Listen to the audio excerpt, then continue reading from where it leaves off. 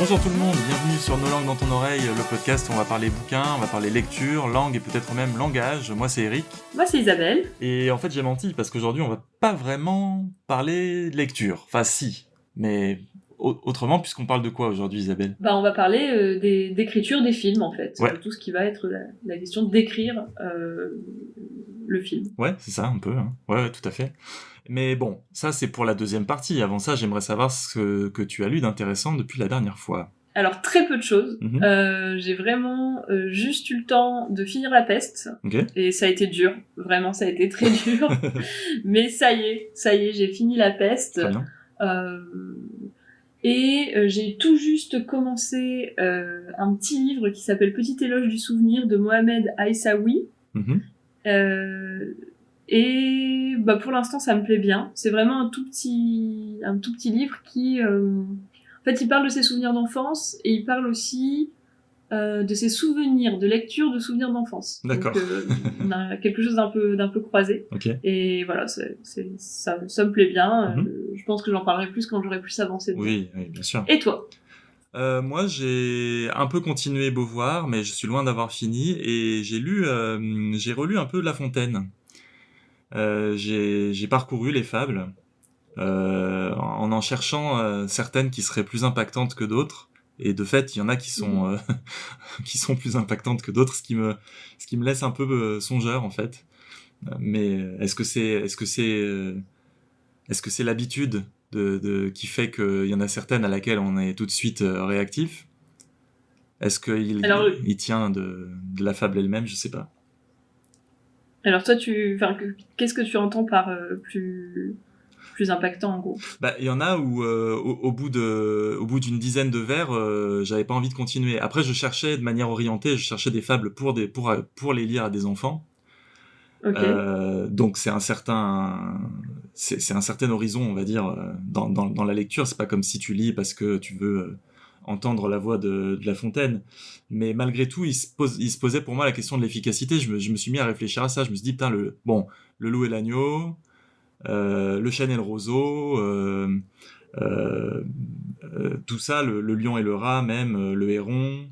Ça, c'est celle que j'ai trouvée, mais celle, évidemment, les deux premières, la cigale et la fourmi, le corbeau et le renard, tout ça, elles sonnent, quoi. On les entend et tout de suite, on participe de cette parole, en fait, à tel point que, même qu'on les connaisse par cœur ou pas.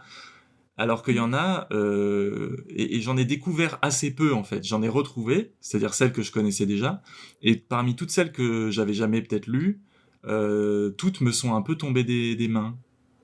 Ah ouais ? Et c'est marrant. Ça me laisse songeur. Mais après, j'ai pas tout lu, mais bon.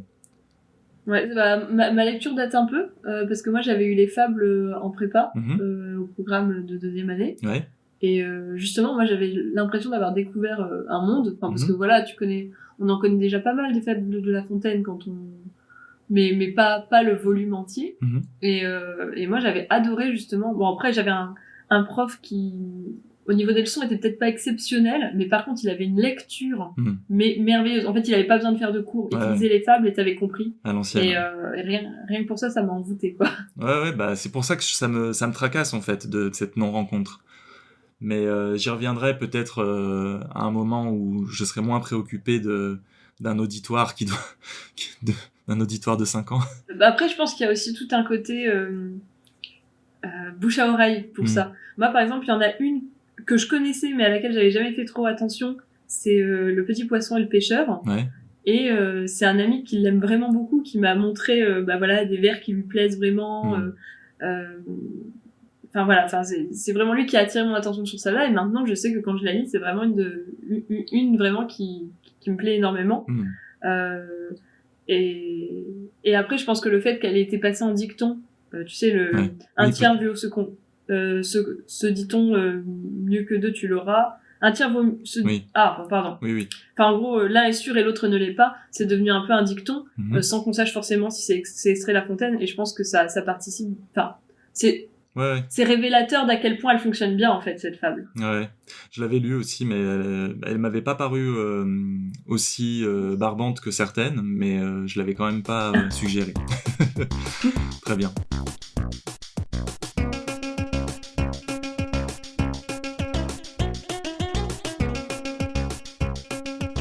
Alors ça fait super longtemps que tu voulais parler de ce sujet-là, enfin ça fait plusieurs semaines que tu avais prévu ce thème. Comment ça t'est venu et pourquoi ça te paraissait important cette écriture des films ? Alors, en fait, ça m'a paru intéressant et c'est drôle parce que l'origine de ce sujet est venue dans notre traitement d'un autre sujet. Il me semble que c'était quand on parlait...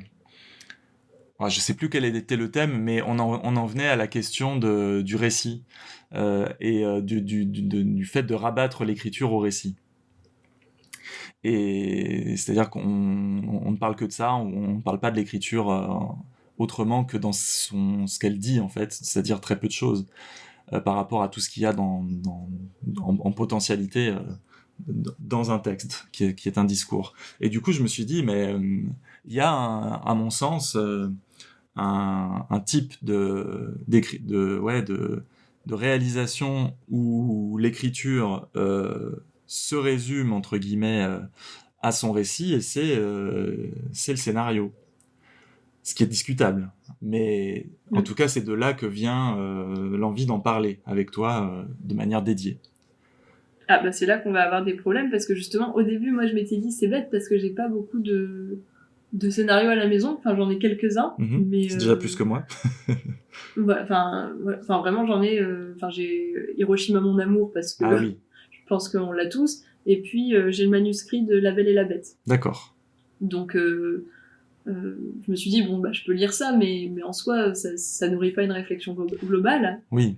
Et du coup, j'ai beaucoup plus fait attention au dialogue des films que je pouvais aimer, parce que c'est des choses auxquelles tu peux accéder sans avoir le support. Tout à fait. Mais alors, je suis ravi que ça ait été comme ça, parce que quand je parlais du scénario, je voulais simplement le dire en manière d'introduction. Je pensais pas à l'écriture du scénario en tant que tel, en tant que genre, etc. Je pensais vraiment à ce qui fait que, en fait, au récit dans le film, et justement, pour moi, le scénario, c'est une étape là-dedans, et je voulais qu'on finisse par les dialogues, parce que c'est ce qui, en tant que parole, se maintient dans le film, qui est l'état final, en quelque sorte, de cette œuvre, qui est une œuvre cinématographique. On va dire, c'est ce qui reste du texte quand il passe à l'écran, quoi. Oui, de fait. Voilà. Donc oui, peut-être qu'il n'y a pas grand-chose à dire en l'état sur le scénario en tant qu'écriture absente. Moi, j'avais juste envie de dire que j'étais porté par un premier élan où j'avais envie, mais c'était très binaire, et j'en suis revenu, mais de me dire, voilà, le scénario, c'est, comme je l'ai dit au début, une écriture qui n'est pas une écriture, c'est un document de travail, et en fait, je pense pas que la coupure, elle soit là, comme pour n'importe quel texte, elle n'est pas dans le genre ou dans le principe. Il peut y avoir, puisque ce qui fait qu'un discours est un discours en plein, est quelque chose de poétique, au sens d'une création d'un sujet, quoi, dans le langage. Il peut très bien y avoir des scénarios qui sont des discours à ce sens. Et après, l'enjeu de est-ce que ça passe à l'écran, c'est un enjeu second. Peut-être qu'il y a des films qu'on trouve peu intéressants, mais dont, si on lisait le scénario, on serait face à une voix, à une pensée. Donc, bon, voilà, je voulais juste faire par un mea culpa, puisque j'ai commencé l'épisode là-dessus, dire oui, après tout, rien ne préjuge qu'un scénario soit moins un texte qu'un autre. En fait, il faut juger sur pièce. Par contre, on peut parler des dialogues, si tu veux, Isabelle. Ah bah, justement, moi, c'est là-dessus que je me suis plus appuyée. En même temps, en voyant les limites, parce que je me suis limitée pour les extraits à des extraits de films français. Oui. Donc voilà, il a fallu que je fasse un petit inventaire des films que je connaissais, que j'aimais bien en français. Et il y a un film que j'aime beaucoup qui s'appelle Trois cœurs. D'accord. Je sais pas si tu connais. C'est un film avec Benoît Poelvoorde, Chiara Mastroianni et Charlotte Gainsbourg. D'accord. Et en gros, il rencontre le personnage de Charlotte Gainsbourg une nuit. Il commence une très belle histoire d'amour avec elle, et puis une très belle histoire d'amour d'une nuit, quoi. Ouais. Et en fait, il rate un rendez-vous et ils se perdent complètement de vue. Mm-hmm. Quelques temps plus tard, il rencontre le personnage de Chiara Mastroianni. Et là, il commence une relation amoureuse longue. Mm-hmm. Et premier repas de famille, en fait, il s'aperçoit que ce sont 2 sœurs. D'accord. Et tout le film est basé sur cet amour qui aurait pu avoir lieu et qui est potentiellement plus passionnel, plus fort, et cet amour établi avec le... Mais voilà, et le film est très beau. D'accord. Et donc je me suis dit, est-ce qu'il y a des dialogues qui pourraient m'intéresser? Donc j'ai cherché des extraits. Et il y a un extrait qui est très beau, hein, qu'on peut trouver sur YouTube. Et en fait, ça s'appelle la scène du dîner, mais il y a aucun dialogue. C'est qu'un jeu de regard. En fait, t'entends le brouhaha du repas de famille, mais tout l'intérêt de cette scène, c'est les jeux de regard entre le personnage de Charlotte Gainsbourg et le personnage de Benoît Poelvoorde. C'est-à-dire que tout ce qui est dialogue dans cette scène n'a absolument aucune importance. Mais aucune. Et ça, je me demande justement comment on le rend dans un scénario. Mais comme je l'ai pas sous la main, ça c'est le mystère. C'est ce que j'ai pu me demander justement. Là, donc j'ai le manuscrit de La Belle et la Bête. Et c'est marrant parce que moi je le connais par cœur, vraiment, le film de Cocteau. De Cocteau, ouais. Parce que je l'ai vu depuis l'enfance. Et du coup, c'est rigolo parce que là, j'ai lu quand même pas mal de pages du scénario. Et déjà, t'as vraiment une description des scènes d'un côté, il fait des petites cases. Une description de la scène d'un côté, les dialogues de l'autre. Ouais. Et moi, j'entends vraiment les voix des actrices quand je lis le scénario. Et en même temps, c'est marrant, je me demande vraiment, je trouve que c'est vraiment une écriture particulière. Tant que t'as pas le film sous les yeux, ça doit être fou d'arriver à se dire, là, il y aura ça. Enfin, je sais pas, ça me paraît tellement compliqué comme écriture d'écrire le visuel, sans que ce soit de la description littéraire. Que ce soit vraiment très factuel. Là, il parle d'une scène, il lui repousse le visage à pleine main. C'est une phrase, mais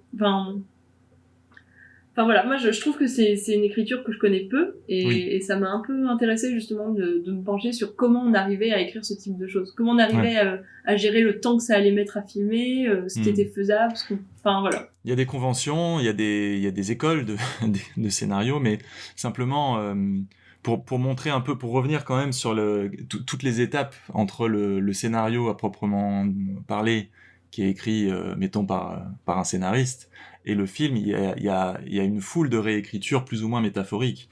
Donc tu as ton scénario avec ses codes, avec ses conventions, qui imposent, comme tu le disais, de ne rien écrire. On va dire c'est peut-être une école d'écriture de scénario, mais ce que j'ai toujours entendu, moi, c'est tu n'écris rien qui ne doive passer à l'écran, en fait. Tu mets pas il pensa que, tu vois. Tu mets quelle tête il a quand il pense, éventuellement, ou alors tu laisses ça. En général, quand c'est quelqu'un qui écrit et qui ensuite réalise aussi, il y a peut-être des ellipses. Mais donc il y a cette première écriture qui est le scénario, qui se fait déjà par rapport à un récit, on va dire, parce que l'écrasante majorité des films sont des récits. En tout cas, des films qui procèdent par l'écriture d'un scénario au préalable. Le documentaire, c'est un peu différent, mais encore que.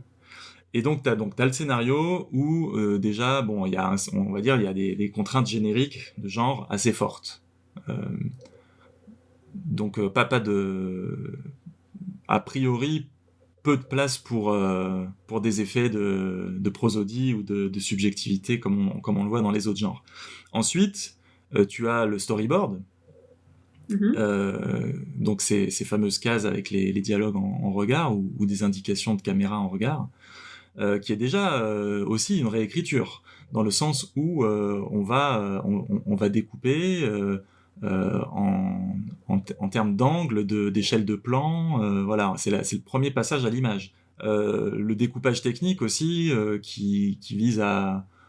Bon, là c'est un peu moins de l'écriture, c'est plus de la préparation du tournage, mais il y a des choix, notamment au niveau du décor, etc., qui sont faits aussi au moment où tu passes du storyboard, qu'il y ait une sorte de continuité imagée, là vraiment les feuilles de découpage technique où là tu choisis quelle veste, quel machin, quel acteur doit être là tel jour, etc., etc. Et après, effectivement, il y a tout ce qui se passe lors du tournage, plus cette autre réécriture finale qu'est le montage, qui est encore à partir de cette masse de ce qu'on a pu faire le jour du tournage, qui va s'exprimer sous la forme de choix, de timing, etc. Donc voilà, c'est une véritable machine à réécrire que l'entreprise de monter un film à partir d'un scénario, quoi. Mais ça, c'est le point de vue purement de l'écriture. Qu'est-ce qu'il en... Moi, j'aimerais qu'on passe plutôt à un peu une question de la valeur. Qu'est-ce qui fait qu'un dialogue de film est un bon dialogue? Je pense que il y a eu une évolution. Tu vois, je pense que ne serait-ce que dans la conception qu'on a du cinéma, si t'écoutes les dialogues classiques, enfin, tu vois, du cinéma français, Arletty, Quai des Brumes, enfin des choses comme ça. En fait, c'est drôle, c'est savoureux à écouter, mais par contre, je pense que, enfin, comme j'ai pas vécu dans ces années-là, je sais pas dans quelle mesure ça pouvait être un ton naturel. Tu sais, on parle suffisamment de la gouaille parisienne, des choses comme ça. Mais il me paraît il me semble quand même que c'est un phrasé artificiel, c'est un exercice de style. On voit que c'est des dialogues qui sont écrits vraiment, assez plus. Enfin voilà, que c'est une écriture qui se lit et qui se livre devant nous. Et t'as vraiment l'œuvre d'art film. Alors j'ai l'impression que aujourd'hui, quand tu regardes un film, t'as plus l'impression d'assister à des morceaux de vie que c'est peut-être lié au type de film que je regarde aussi, hein, mais j'ai l'impression que si tu chopes un passage des films récents, je pense, moi ce que je vois c'est dans les films que je vois, j'ai l'impression qu'il y a vraiment un naturel qui était moins présent dans les années 40, quoi. Et curieusement, j'ai envie de dire, je sais pas si on parle des mêmes films, mais pour ce qui est de la production française, moi j'ai l'impression que même des films où les acteurs ne jouent pas forcément mal, j'ai l'impression que ça sonne faux dans les films récents. J'ai toujours l'impression, et c'est très rare, qu'un film français ne me fasse pas l'impression d'être très artificiel dans le parler.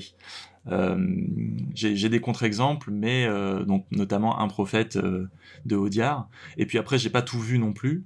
Et il y a des questions aussi de budget par rapport à des films américains, mais je pense qu'il y a une tradition, il y a une exigence de réalisme, comme tu le dis, et ça c'est indéniable. Mais après, au niveau de sa réussite, là, je suis moins convaincu que toi, je pense. Oui, je sais pas. Oui, je pense que j'y prête. Moi, je suis assez bonne cliente, c'est-à-dire que si un film me plaît, bon, il y a des trucs vraiment, je me dis c'est mal joué ou ça, mais j'ai du mal à me dire. C'est très rare que je me dise oh là là, c'est vraiment mal joué. Ouais, je sais pas. De manière générale. C'est plus vrai, je pense, pour les films sérieux, on va dire, que pour les comédies. Où de toute façon, dans la comédie, il y a quelque chose d'un peu exagéré d'une manière ou d'une autre qui fait que ça passe mieux. Mais après, voilà, on n'est pas vraiment là non plus pour parler du jeu. Ceci dit, c'est vrai que ça influe forcément sur la façon dont on reçoit le texte. Non, je pense qu'effectivement, il y a une tradition de l'artifice assumé qui maintenant a disparu. C'est très rare, en tout cas, de voir quelque chose du type d'une distanciation à la Brecht, quoi, pour emprunter au domaine du théâtre. Parce que le cinéma, c'est aussi construit dans une recherche de spécificité, on va dire, et comme la caméra peut être au plus près, elle invente son propre réalisme. C'est très idéologique, hein, tout ça, bien sûr. Il y a pas plus de naturel dans le fait d'être près des gens que d'en être loin. Mais j'ai remarqué ça dans les discours sur le cinéma et dans un peu la direction qu'ont pris les films en général depuis les années 60, on va dire. Parce que chez Godard, par exemple, les acteurs, t'en as, ils jouent Enfin, t'as même pas l'impression qu'ils sont en train de déclamer au théâtre, t'as l'impression qu'ils sont en train de lire, mais ça marche parfois. Moi, j'ai été très surpris. Dans Made in USA, t'as un type, un petit acteur, qui parle de manière super artificielle, mais, enfin bizarre, on va dire, mais ça marche, je trouve. Ça fait son effet, quoi. Donc, qu'est-ce qui te plaît dans un dialogue, Isabelle ? Alors, moi, j'ai l'impression que ce qui va faire qu'un dialogue, moi, me paraît réussi, c'est que je m'en souviens. Mmh. Ouais. C'est que quand je repense à ce film, enfin, c'est des répliques qui soit m'ont surprise, soit m'ont plu, soit m'ont parlé, mais en tout cas, quand tu me reparles de ce film-là, je me dis ah bah oui, il y avait cet échange-là. Moi, ça passe par la mémoire en fait, la qualité du dialogue. C'est ah là ce qu'ils ont dit, ça faisait pas seulement ça faisait pas seulement avancer le récit, c'est un truc que j'avais envie d'isoler, c'est un truc qui me reste en tête. Ouais. Le côté formulaire. Le côté... Oui. Ouais. Oui, moi j'aime bien ça, mais que ce soit même sur la durée, tu vois, si c'est un long échange, ça peut être une formule, mais ça peut être vraiment un échange assez long. C'est qu'il y a une dynamique dans ce dialogue que j'ai envie quasiment d'isoler. Ouais, c'est un grand pan de... D'ailleurs, je pense qu'il y a même des dialogues qui se pensent en fonction de cet effet à produire. D'ailleurs, pour ceux qui ne le sauraient pas, c'est plus ou moins encore actif selon les domaines, les pays, les cultures, les époques. Mais en France, par exemple, tu vois souvent, en tout cas jusqu'à une certaine époque, t'avais le scénariste et le dialoguiste. Oui. Le plus célèbre étant Michel Audiard, pour les tontons flingueurs jusqu'à garde à vue, mais c'est une pratique courante. Et par exemple, je parlais de Truffaut parce que j'aime beaucoup les films de Truffaut, et Truffaut, il avait même parfois plusieurs dialoguistes qui inventaient les dialogues avec lui pendant le tournage, au jour le jour, pour le lendemain, ce qui est un peu mis en scène dans La Nuit américaine. Mais donc sur divers DVD, t'as ces dialoguistes qui te racontent comment tel ou tel dialogue ont été écrits à partir de ce qu'il avait vu la veille. Donc c'est particulier en fait, parce que finalement le scénario dans ce cas-là, enfin en tout cas il y a vraiment ces deux écritures. C'est pour ça peut-être que je les voyais comme ça au début quand je pensais à faire cet épisode. Il y a la structure du récit, la macro, voilà, l'enchaînement des événements, hein, l'argument de la pièce, comme on dirait au théâtre. Ce qui, soi-disant, était tout ce qui intéressait Racine, par exemple, comment on va faire entrer et sortir les personnages, et les vers, il les torchait en 2 semaines, ce que les gens prennent naïvement pour c'est pas les vers l'important chez Racine. Et puis, t'as les dialogues. Et je pense que oui, de fait, si on parle autant des dialogues, c'est parce que c'est la part vraiment de langagier qu'on a encore à l'écran, quoi.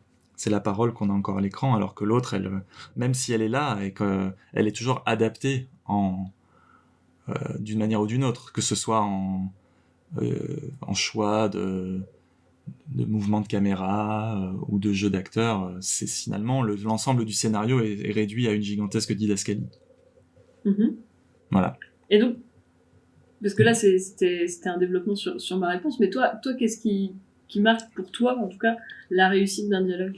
Alors, hormis le côté formulaire qui fait qu'on s'en souvient et que ça frappe, parce que c'est pas seulement une question de mémoire, je pense que c'est aussi une question d'effet, quoi. Il y a des dialogues qui plus ou moins dresser les poils sur les bras, sur la peau, mais il y a autre chose qui est plus rare, mais quand les dialogues forment une espèce de ton, de style pour le film, parce qu'ils ont quelque chose de particulier,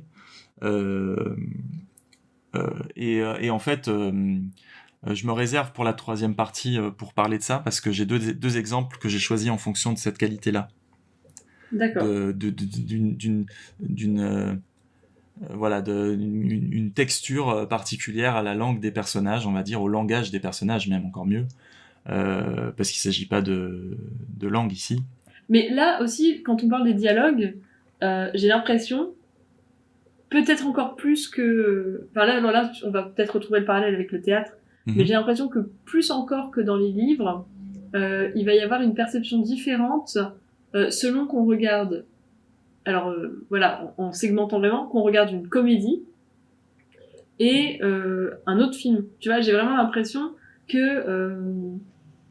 tu vois, si on rencontre nos deux critères, en gros, à nous deux, moi, j'ai presque l'impression que ce que je dis, moi, ça s'applique particulièrement à la comédie. Le fait qu'il y ait plein de...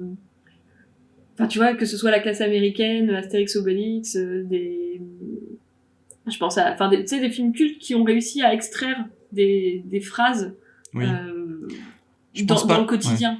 Je pense pas que ça soit limité je pense pas que ça soit particulièrement caractéristique de la comédie. Peut-être que dans la mesure où la comédie vise avant tout les faits, peut-être que on est moins préoccupé d'autre chose, mais rien que on parle de répliques cultes. Alors dans le domaine anglophone, Casablanca, ça se pose un peu comme le film qui n'est composé que de moments cités, que de phrases citées. This is the beginning of a beautiful friendship, play it again, Sam d'ailleurs qui est une fausse citation, mais enfin tu vois, le côté citation rentrée dans l'usage, je suis pas convaincu que ça soit propre à la comédie. Spécifique en tout cas. Ouais, mais moi spontanément, j'ai vraiment l'impression que ce qui va faire la réussite des dialogues d'une comédie, c'est vraiment cette reprise presque... Tu vois, aujourd'hui, les mèmes sur Internet, je trouve qu'ils participent de cette même fonction. Enfin, moi, j'ai l'impression qu'il n'y a pas un Noël dans ma famille où quelqu'un ouvre un paquet et fait « Oh, une serpillière, merci Thérèse !» Enfin, tu sais, c'est vraiment un truc qui passe dans les mœurs et finalement...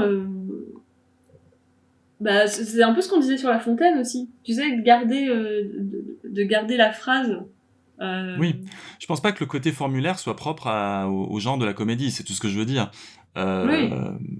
C'est parce que moi j'ai pas d'exemple. Tu vois là, si je veux bien entendre ce que tu me dis, mais si tu me demandes de me citer des phrases de comédie qui font partie du quotidien et des blagues récurrentes des gens, et j'ai l'impression que je vais t'en sortir 10 sans problème là à la suite, et j'ai l'impression que la même chose dans... Bon, c'est un peu difficile parce que voilà, on n'a pas comédie-tragédie comme on peut l'avoir dans le théâtre classique.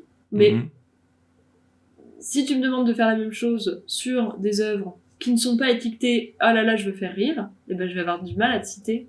Sauf vraiment les ultra classiques. Et encore, on les connaît, mais on les cite pas dans le quotidien. Oui, j'allais dire, on peut parfois les citer dans le quotidien, mais quand on les cite, il y a plein de choses peut-être que dans le fait même de la citation, c'est-à-dire de priver quelque chose de son contexte, il y a quelque chose que la comédie supporte mieux. Mais voilà, après j'ai aussi des formules qui sont pas tirées spécifiquement de comédie, hein, mais voilà.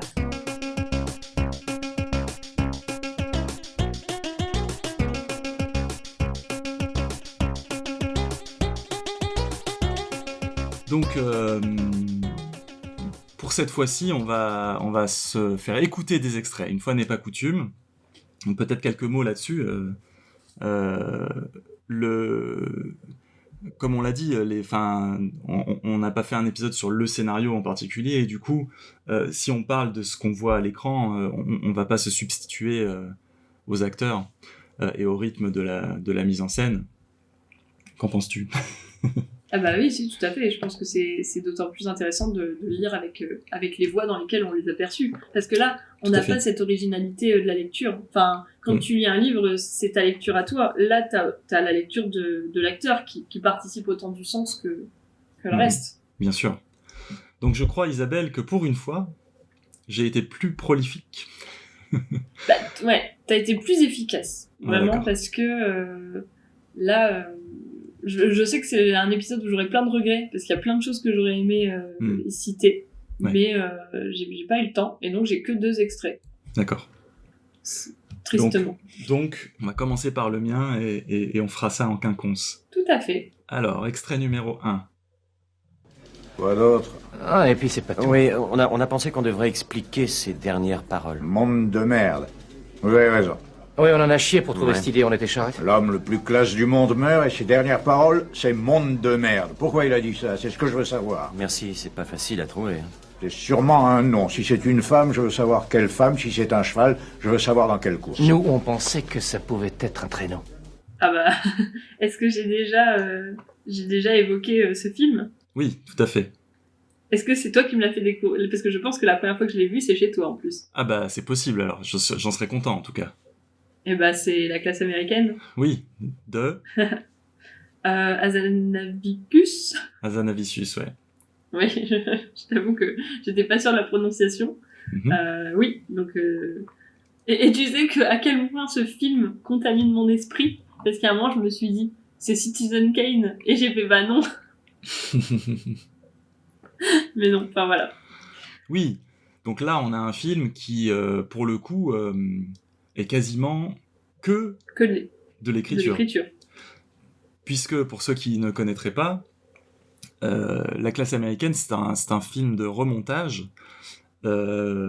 fait donc par Azanavicius et des gens de la bande du Canal+ des années 90, qui pour les 50 ans de la Warner, je crois, ou les 70 ans, je sais pas, avaient obtenu les droits pour le marché français sur un certain nombre de films de la Warner pour en faire un peu un événement publicitaire et un hommage.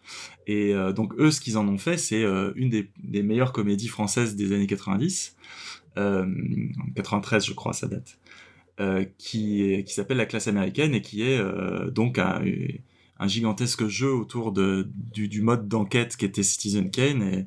Et donc j'ai choisi cet extrait parce que je trouve l'enchaînement du dialogue et puis le rendu de tout ce dialogue aussi, l'enchaînement entre le patron et les journalistes. Voilà, je trouvais ça drôle. Ça continue après, mais je voulais juste donner un bloc. Voilà. Mais ouais, enfin, clairement, c'est un film que j'aime beaucoup. Il y a beaucoup de jeux qui est permis par le redoublage, en fait, sur ce qu'il y a à l'écran et ce que disent les personnages. Il y a pas que de la qualité de dialogue, d'écriture. Il y a tout un tas de choses dans ce film. Ouais, mais typiquement, tu vois, et ben moi, c'est typiquement un des exemples de ce que je disais. Enfin, moi, le nombre de fois où un pote me vexe et je dis ce n'est vraiment pas très gentil, mais le train de tes injures roule sur les rails de mon indifférence. Oui. C'est un réflexe, tu vois. Quelqu'un me dit un truc que j'aime pas, je vais sortir ça. Oui. Bon, je vais pas le sortir à mon patron, tu vois, mais... mais Monsieur Blanquer. à Monsieur Blanquer, tu vois. Je vais pas non plus, tu sais, un mec qui te siffle dans la rue... Faudrait essayer, ceci dit. Hein, Tu n'es vraiment pas très sympa. Ça pourrait se tenter. Hein. Mais ouais, je pense qu'il y a un peu ce côté prêt-à-porter de la réplique. Oui. Après, je pense que... Ouais. Qui est particulièrement présente dans cet extrait... Enfin, dans ce film. Dans ce film, ouais. Mais ce film, et justement, le fait que chaque phrase est sur mesure... Il y a vraiment dans ce film-là une recherche du formulaire et de la citation. Tout n'est là que pour être apprécié en tant que phrase. Il y a vraiment pas beaucoup de chevilles en fait, parce que ils ont tenu cette idée que chaque moment soit une blague en fait. Et après, culturellement, le fait qu'on passe sa vie à faire des citations ou pas, ça, chacun voit. Moi aussi, j'aime beaucoup, mais je sais qu'il y a des gens que ça peut... surtout crispé. Surtout que c'est vrai, ça instaure une logique un peu de la distinction, façon Bourdieu, dans le sens où tu connais ou tu connais pas. Et si tu connais pas, t'es vite perdu, quoi. Et selon le contexte, tu peux découvrir et apprécier, ou tu peux juste te dire, qu'est-ce qu'elle me raconte celle-là, quoi. Bon. Allez, je pense que je pense qu'on peut passer à ton extrait pendant que les enfants de mes voisins crient. Ok, bon, super. Donc, là, normalement, tu vas l'entendre. Tiens, j'ai encore déchiré ma robe en entrant. Comme c'est triste. C'est peut-être triste, mais c'est comme ça. De toute façon, quelque chose ne marche pas. Mon charme n'agit plus. S'userait-il ? Un charme peut-il s'user comme un habit ? Non, mais il peut faiblir, comme une pile. Une pile ? Que voulez-vous dire ? Rien. Je vieillis. Mais les faits ne vieillissent pas. C'est vrai, j'avais oublié. Néanmoins, mon pouvoir sur les hommes diminue. Mon charme sur votre père n'opère plus. Mon charme sur votre père n'opère plus. Ça ne me dit rien. Les voix me disent quelque chose. Ah bah j'espère bien. Au moins celle de... J'ai l'impression d'avoir reconnu Jeanne Moreau, mais... Ah non. Non. Non. Mais c'est... Non, c'est pas Jeanne Moreau. Très bien. Alors tu veux que je te dise ce que c'est ? Allez, Alors c'est du Jacques Demy d'accord. et c'est Podane. Ah, mais Podane, tu sais que je ne l'ai jamais vu. Oh, t'as jamais vu Podane ? J'ai jamais vu Podane. Mais j'étais dans la bonne époque. Oui, bah C'était Deneuve. c'est alors. pour ça que ça m'a pas étonnée. Celle qui parle le plus, c'est pas Deneuve. Alors je ne sais plus quel est le nom de l'actrice. D'accord. Mais voilà, c'est... Alors, j'aime beaucoup cet extrait, et je pense que j'ai fait en sorte justement qu'il soit pas identifiable à Podane. Enfin, tu vois, ça parle pas, c'est pas le moment où elle dit j'aimerais une robe couleur du temps ou des choses comme ça. Et ça, c'est typiquement... Moi j'adore Jacques Demy, donc c'est des choses que ma mère m'a montré quand j'étais enfant, mais vraiment, je pense qu'à 6-7 ans, j'étais devant Podane. Et pour le coup, c'est des choses que j'ai redécouvert avec délice dans ma vingtaine. Tant, par exemple, Podane, alors c'est kitschissime, t'as des mélanges d'époques, enfin, choses que tu perçois pas quand t'es petit. Enfin, tu vois, là, en fait, il y avait un truc que j'aimais bien, c'est que le trône du roi dans Jacques Demy, c'est un gros chat en fourrure. Mais enfin, tu vois que c'est un chat recouvert de moumoute blanche. Mais aujourd'hui, je me dis, mais qui a écrit ça ? Là, pour le coup, au niveau du décor, du scénario, je sais pas. Dans la construction du film, à quel moment ils se sont dit, et là, le trône, ce sera un chat. Mais un gros chat factice en fourrure. Enfin, voilà. Et cet extrait-là, ça m'a fait rire parce que quand je l'ai isolé, tu peux pas t'imaginer que t'es dans Podane. T'as vraiment cette nana qui arrive, oh bah j'ai déchiré ma robe, et tout ce double jeu sur le charme de la fée, mais en sous-texte, t'as quand même cette idée que, enfin, c'est le charme de l'actrice, un peu vieillissante, enfin, que ça raconte pas que l'histoire de Podane, finalement. Le Podane de Demy, c'est un prétexte, et voilà. Et moi, je trouvais que cet extrait était particulièrement bien écrit parce qu'il maintient toute cette dualité entre la marraine est une fée, mais la marraine est une femme. Et toute la question, c'est de charmer le père. C'est bien ça. Et alors, je sais plus si dans les versions de Podane, de Perrault, tout ça, je pense que ça, c'est une invention de Demy, mais en fait, à la fin de son... J'espère ne spoiler Podane à personne, hein. Mais à la fin, dans la version de Demy, la solution trouvée, c'est que finalement, c'est la marraine qui épouse le père. Et donc là, on l'a en germe, le truc, mon charme n'agit plus sur votre père. Et c'est presque bizarre qu'elle dise ça à ce moment-là du film. Elle dit même « n'opère plus » sur votre père. Oh. Ce qui est un... Non, mais oui. Si c'est du détail, on s'en fout, mais si ça participe du rythme des dialogues, c'est bien. Bah oui, c'est vrai que je l'avais pas vu, mais c'est vrai que mon charme n'opère plus sur votre père. C'est vrai. Bon, voilà. Nos pères, nos padrés. Non, mais c'est là que je vois que c'est... Enfin, quand tu m'as parlé d'écriture des dialogues, je suis allée farfouiller justement chez Jacques Demy et je me suis dit, bon, quand même, c'est pas mal, parce qu'il y a vraiment tout ce qu'on ne perçoit pas quand on est petit, où on nous raconte juste l'histoire de Podane. Là, tu vois quand même qu'il y a une création, et c'est là que tu vois, toi, toujours avec cette idée du récit, là, le récit, en fait, on s'en fout. Enfin, quand tu regardes Podane de Jacques Demy, le récit, il t'intéresse effectivement quand t'as 7 ans. Mais aujourd'hui, quand je le regarde, c'est les dialogues, c'est les décors, c'est les choix qui ont été faits autour du récit, en fait. Méchonique met en tension le récit et le récitatif. Oui. Dans le sens où le récitatif, c'est ce qui fait la parole, quoi, le sujet de l'œuvre, quoi. Et pas simplement le déroulé des événements de l'histoire. Bon, après, là, dans un film, l'écriture devient une métaphore de plein d'autres choses, de simplement le travail artistique de l'équipe et de la vision du film. Mais oui, si par écriture on entend le fait qu'il y a une œuvre, dans ce cas-là, oui, le choix même des décors participe à cette signifiance généralisée qui se réduit pas à des effets, quoi. Alors, deuxième extrait, c'est parti. Je préviens qu'il y a, donc à la fois pour toi et pour l'auditoire, qu'il y a une longue pause à un moment, parce que les personnages se déplacent, et je choisis de la laisser parce que j'estime que ça fait partie du rythme. D'accord.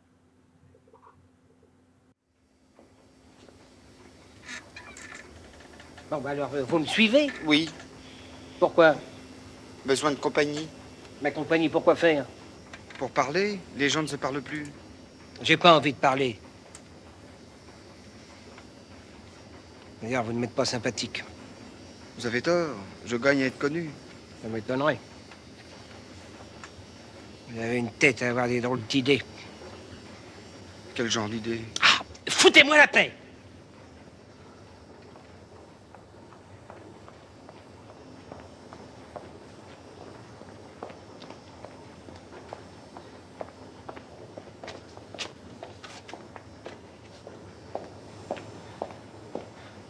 Vous en avez pas, vous, des drôles d'idées? Des idées de quoi?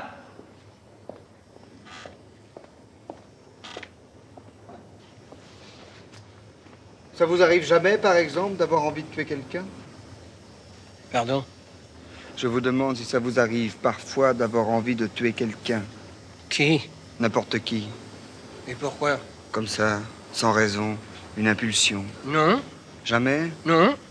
Même pas dans le métro? Bon, pas vraiment. Alors, j'ai reconnu l'acteur. Seulement un? Alors, Depardieu... Il y en a un qui est plus... Oui. Depardieu, c'est sûr, hein, Ouais. inimitable. L'autre, je penserais à Serrault. Ah oui, bien joué, c'est lui. C'est ça? C'est ça. Mais alors, j'ai aucune idée d'un film où il y a Serrault et Depardieu. Et vraisemblablement, j'ai pas vu celui-là, en tout cas. Ouais. Qu'est-ce que t'as pensé, avant de livrer la réponse, qu'est-ce que t'as pensé de ce dialogue? J'ai adoré. Vraiment, je m'y attendais pas. Il m'a baladé complètement. D'abord, enfin, j'ai adoré vous avez tort, je gagne à être connu.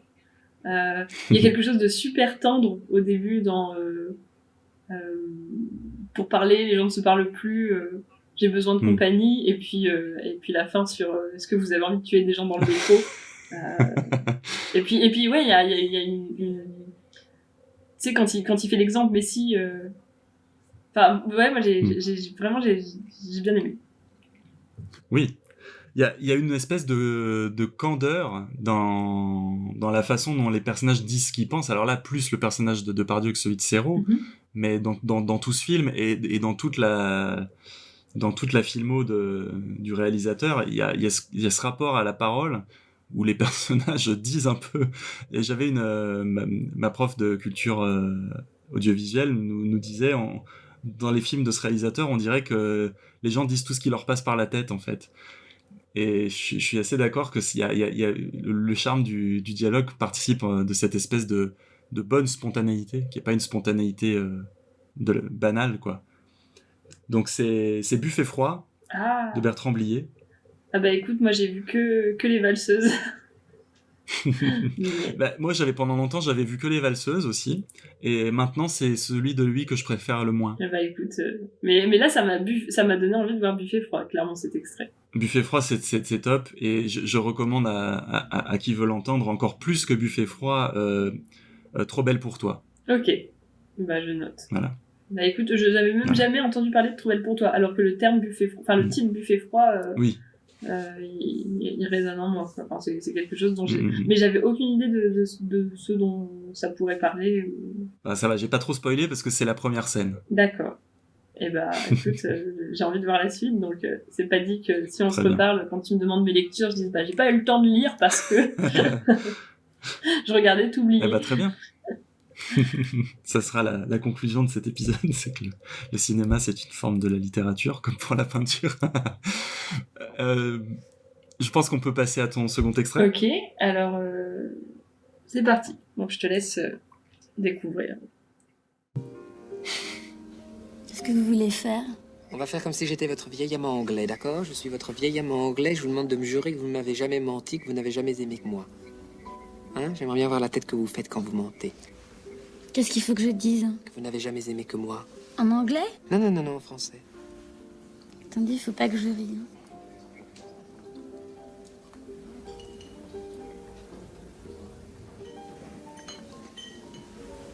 Je n'ai jamais aimé que toi. Refaites-le encore une fois. Tu es mon seul amour.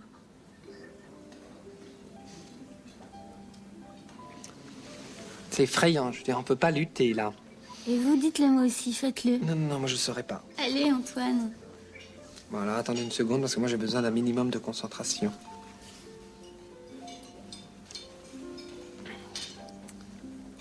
Je n'ai jamais aimé que vous.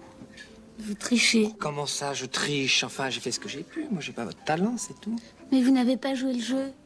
Ah non, mais comme ça, c'est vous qui mentez à la perfection, et c'est moi qui serai le tricheur.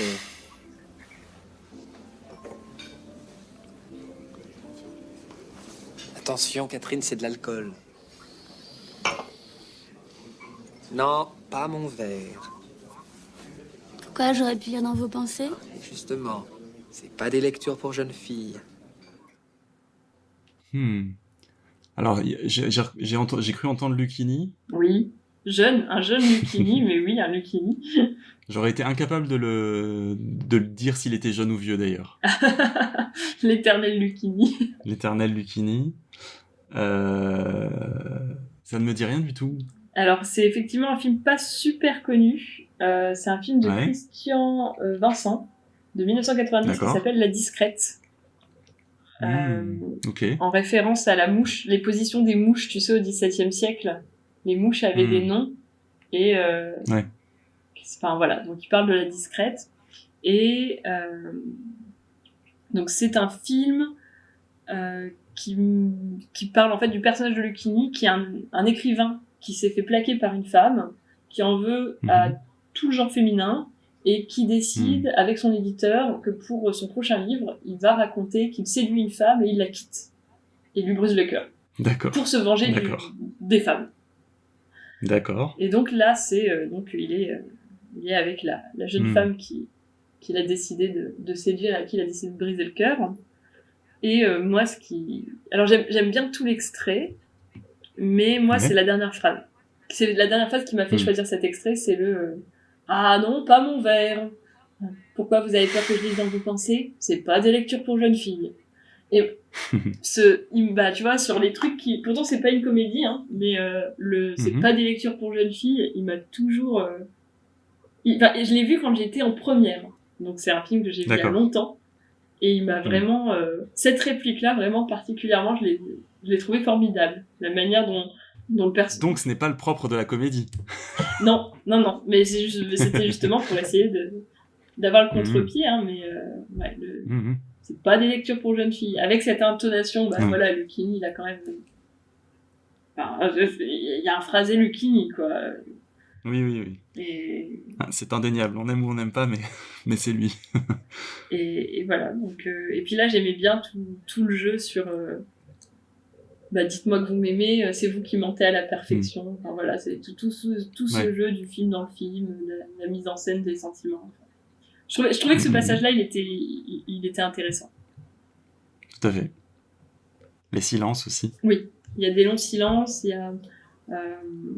Bon là, il y a vraiment ce jeu autour de la jeune fille qui veut boire, et lui, au contraire, il essaye de l'empêcher de trop boire d'alcool.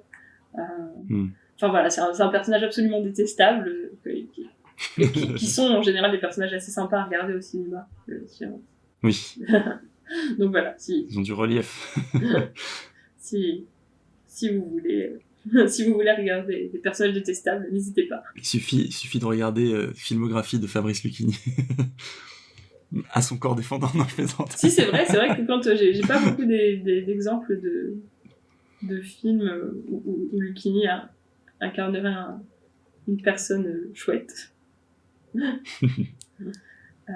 Voilà, donc je suis toute prête à écouter la suite, voir si je vais encore avoir des soirées de libre ou si je vais devoir me faire 50 filmographies différentes. Ah bah écoute, ça sera, tu me diras ce que t'en penses. Je vais lancer l'extrait.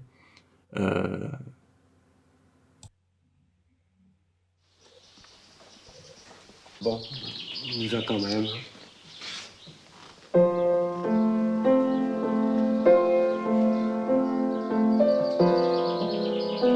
Vous n'avez pas envie de peindre? Non, j'ai pas envie de peindre. Pourtant, on m'a dit que... Qui ça? Je suis pas une machine. Oh, excusez-moi.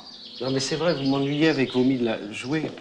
Au moins, quand vous jouez du piano, prenez pas de mine comme les pianistes dans les concerts. Enfin, prenez pas de mine comme eux, peut-être parce que vous jouez pas assez bien. C'est vrai, vous trouvez que je joue mal? Ah, mais je sais pas si vous jouez bien ou mal, c'est pas ma partie.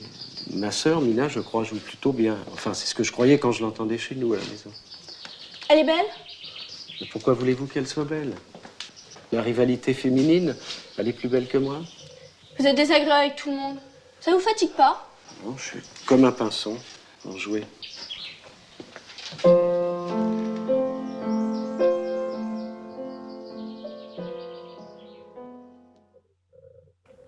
Aucune idée, ni de qui parle, ni de... Bah voilà, il y a un son, notamment dans la manière dont parle la femme qui...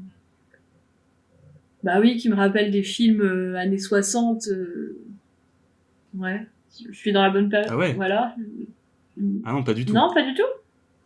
Ah bah, Et c'est en plus pas du tout l'impression que ça m'a fait, et c'est précisément pour ça que je l'ai choisi, mais peut-être que j'ai mal choisi l'extrait. bah moi, c'est vraiment la manière dont parle la femme. La fille. Non, bah vraiment, j'ai aucune représentation de ce que ça peut être.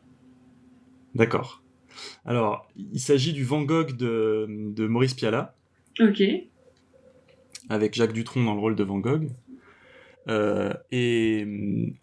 Et alors justement, c'est fou que ça... Après c'est vrai qu'en le réécoutant là, je crois que je vois ce que tu veux dire, mais moi ce qui m'a frappé dans ce film, c'est l'anachronisme en quelque sorte, mais complètement réussi, de ces personnages qui... Enfin c'est pas un anachronisme, mais on sait pas trop de quand est leur parler en fait. Mm-hmm. Mais du coup en fait, c'est ce que je disais au début, c'est-à-dire que en fait leur parler, il est du film. J'ai l'impression qu'il y a un travail une création d'un naturel particulier, qui fait que d'ailleurs là, moi avec mes enceintes et puis à travers le micro, je sais pas comment ça t'est arrivé, mais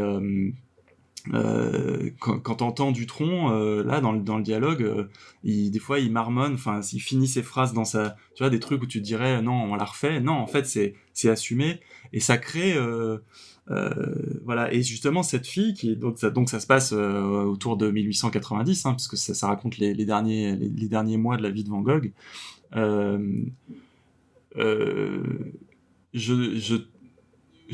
Surtout elle en fait qui joue la fille du docteur Gachet, je crois.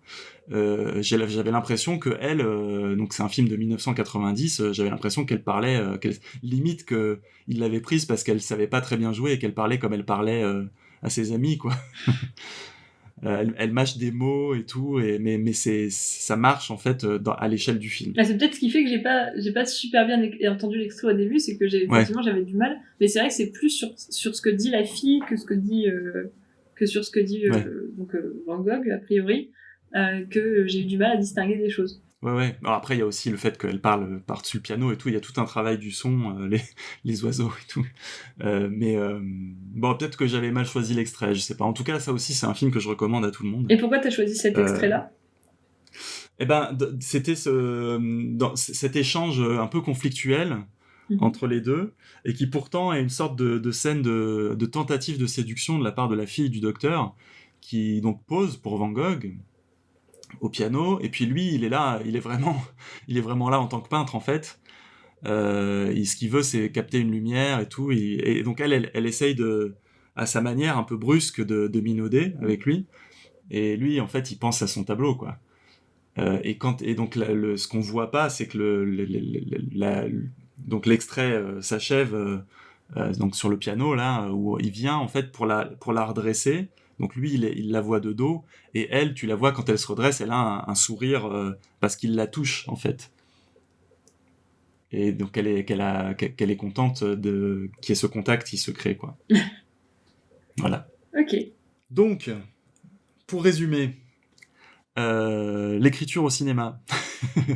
Bah là, je trouve que c'est compliqué. C'est compliqué parce que c'est surtout...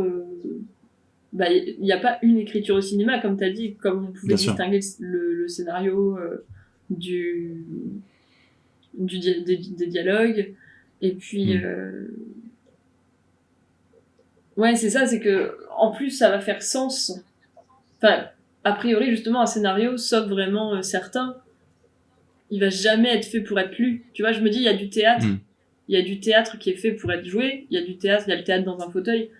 C'est possible, tu vois, d'avoir du théâtre que tu lis et ça passe. Ça perd de son charme, mais ça passe. Je pense que le fait est que le scénario, il est rien sans les images, normalement. Alors, je suis content que tu termines là-dessus, puisque c'est un peu là-dessus qu'on avait ouvert, en balayant la question, donc ça nous permet d'y revenir après ce parcours. Et je pense que je reviens sans revenir, c'est-à-dire je reviens pour la réexaminer sans la contredire, cette idée que je pense que c'est vraiment en fonction des réalisations individuelles. De fait, c'est plus difficile d'accéder à... Enfin, quelqu'un qui veut vraiment écrire pour être lu dans son texte, effectivement, vaut peut-être mieux pas faire scénariste. mais en même temps, si l'écriture, c'est l'invention d'une cohérence, en fait, où tout ce qui est dit est important, on peut se dire qu'il y a aussi des scénarios où le moindre mot...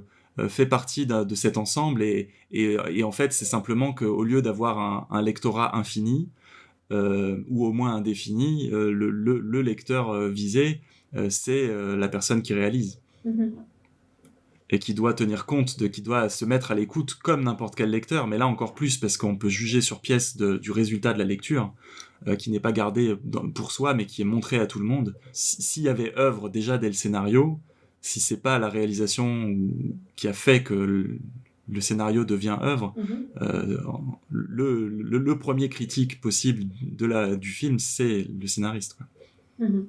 Donc,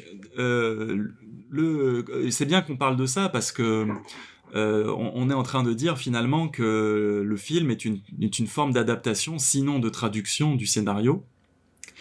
Et c'est précisément l'ensemble thématique dans lequel on est pris là depuis notre épisode précédent, puisque la prochaine fois, après avoir parlé des langues étrangères, on va vraiment parler cette fois-ci de l'acte et du produit qui vise à les rendre ou pas accessibles ailleurs. Donc la semaine prochaine, c'est traduction. Enfin, la prochaine fois. La fois prochaine, c'est traduction. La traduction. Ok. Le traduire. En attendant, quels sont les dialogues et quels sont les films que vous trouvez les mieux écrits, n'hésitez pas à nous partager vos idées. Où peut-on nous mettre des extraits, nous joindre?